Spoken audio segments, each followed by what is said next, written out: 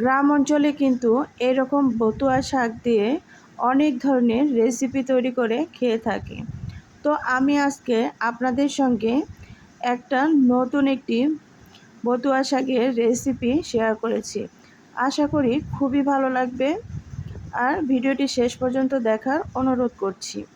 Fry প্যানের মধ্যে আমি পর্যাপ্ত পরিমাণ তেল নিয়েছি, আর এখানে কাঁচামরিচ দিয়ে নিলাম। এখানে 15 থেকে 20টার মতো কাঁচামরিচ দিয়েছি, আর পেঁয়াজ দিচ্ছি 1 মুঠ পরিমাণ, আর এখানে দিয়ে দিব রসুন। এভাবে বড় বড় রসুন ফালি ফালি করে কেটে দিয়েছি। দেখেই বুঝতে পারছেন কিভাবে দিয়েছি। চাইলে এখানে শুকনা মরিচও দিতে পারেন, তবে আমি এখানে শুকনা মরিচটা দিইনি, কারণ আমার রান্নার প্রসেসটা সম্পূর্ণই আলাদা, যার কারণে এখানে শুকনা মরিচ দেওয়ার কোনো দরকার নেই। পেঁয়াজটাকে একদম লাল লাল করে ভেজে নিতে হবে। দেখতে পাচ্ছেন আমি কিভাবে লাল লাল করে পেঁয়াজটাকে ভেজে নিয়েছি।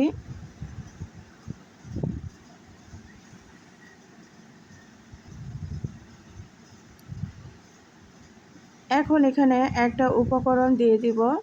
এখানে আমি দেশি চিংড়ি মাছ দিয়ে নিলাম।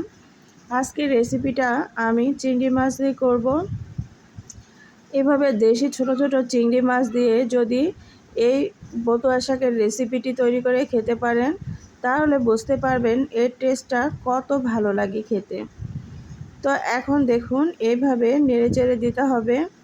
মাছটাকে একটু আমি ফ্রাই করে নেওয়ার জন্য পেঁয়াজ মরিচের সঙ্গে নেড়ে নিচ্ছি। এখন এখানে 1 টেবিল চামচ লবণ দিয়ে দিলাম। পরবর্তীতে আর লবণ দিতে হবে না, একবারে দিয়ে দিলাম।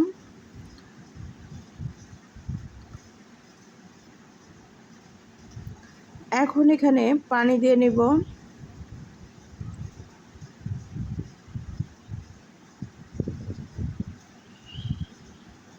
চিংড়ি মাছটাকে একটু কষিয়ে নেওয়ার জন্য পানি দিয়ে নিয়েছি।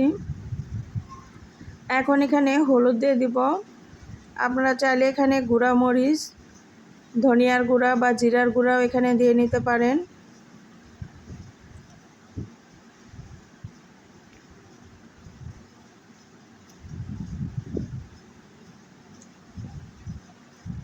এখন এগুলোকে নেড়েচেড়ে ভালো করে আমি কষিয়ে নিলাম। পানিটা যখন একদমই এইভাবে শুকনা হয়ে আসবে, তখন এখানে আগে থেকে কেটে রাখা আলু দিয়ে দিব। আলুগুলোকে আমি এভাবে ছোট ছোট টুকরা করে কেটে দিয়েছি। আপনারা আপনাদের পছন্দ মতো শেপে আলু কেটে নিতে পারেন।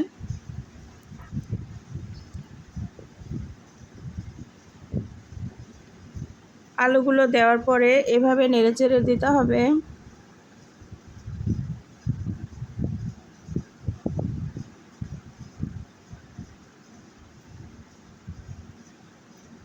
এখন আমি ঢাকনা দিয়ে ঢেকে কিছু সময় জাল করে নিব।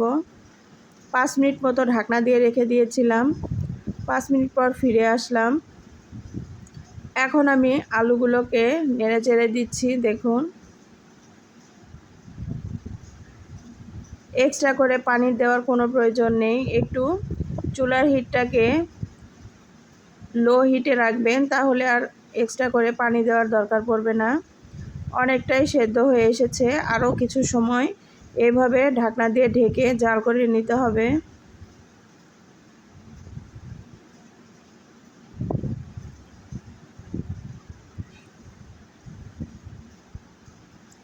আবারও ঢাকনা উঠিয়ে এভাবে নেড়েচেড়ে দিব। একদমই ভাজা ভাজা হয়ে এসেছে দেখুন।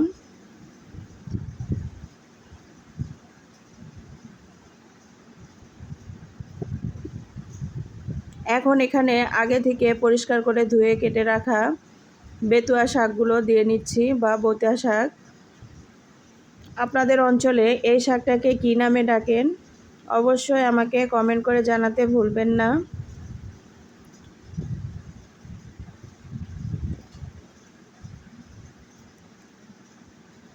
এই শাকটা কিন্তু আরও অনেক ছোট মাছ দিয়েও রান্না করে খাওয়া যায়, তবে আমার কাছে চিংড়ি মাছ দিয়ে খেতে ভালো লাগে।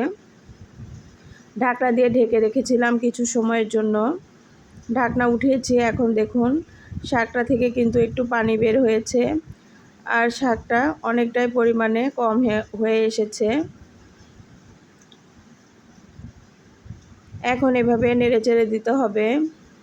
শাক থেকে কিন্তু আরও পানি বের হবে। এখন এভাবেই শাকটাকে একটু পর পর ঢাকনা দিয়ে ঢেকে দিতে হবে, আর ঢাকনা খুলে রান্না করে নিতে হবে।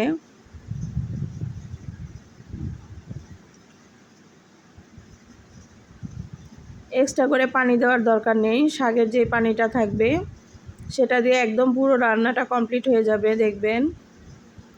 আর আলুগুলো তো আমার আগে থেকেই সেদ্ধ হয়েছিল, যার কারণে বেশি একটা সমস্যা হবে না পানি না দিলে। ছোট ছোট যে বাম মাছগুলো আছে সেই বাম মাছ দিয়ে এই ভর্তা শাকের রেসিপিটি খেতে অসাধারণ স্বাদের লাগে। নেক্সট টাইম আমি আপনাদের সঙ্গে ওই রেসিপিটিও শেয়ার করব। তো এখন এই যে দেখুন আবারও নেড়েচেড়ে উল্টে দিচ্ছি।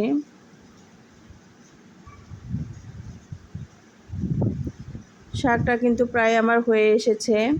যেহেতু শাকগুলো পরে দেওয়া হয়েছে, যার কারণে শাকগুলো একটু দলা পেকে ছিল, যার কারণে খুন্তির সাহায্যে একটু ভালোভাবে নেড়েচেড়ে দিতে হবে আলুর সঙ্গে। এতে করে শাকটা খেতে অসাধারণ লাগবে। এখানে কিন্তু খুন্তির সাহায্যে এভাবে শাকটাকে একটু ছড়িয়ে নিতে হবে।